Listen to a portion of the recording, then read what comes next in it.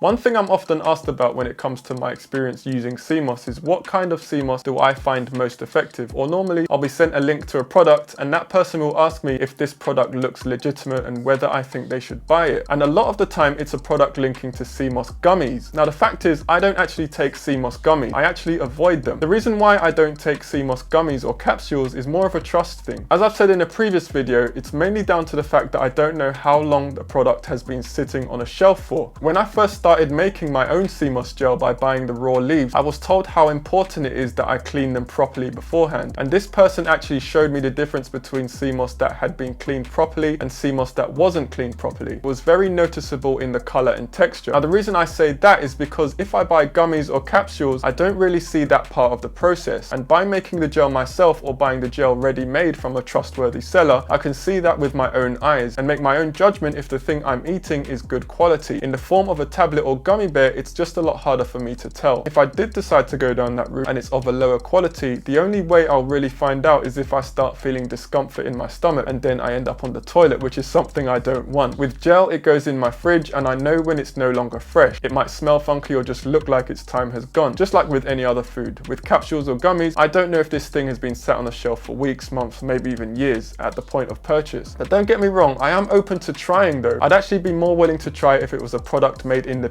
by someone who wasn't making it in super large amounts. Maybe I'll explore this some more in the future. So that's just the reason why I'm apprehensive about taking sea moss gummies or recommending any sea moss gummies, and why you haven't seen me make any videos about them. But don't get me wrong, if you already take them and they work well for you, then don't let me influence your decision. Do your thing. I'm just making this video to address why I personally haven't taken them myself. If you need a video detailing how to make sea moss gel from scratch, I did make one and I will link to it in the description for you to check out for yourself. So that's just a brief video to address one of the questions I get asked quite a bit. Hopefully it's helpful to you. I'll see you on the next one.